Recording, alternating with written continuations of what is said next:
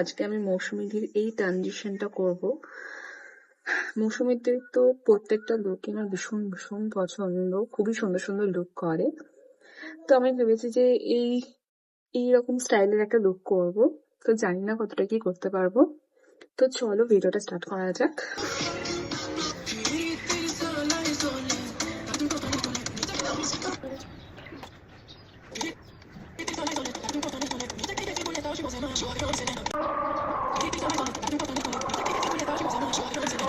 So first part নেওয়া complete, এবার আমি মেকআপ করবো।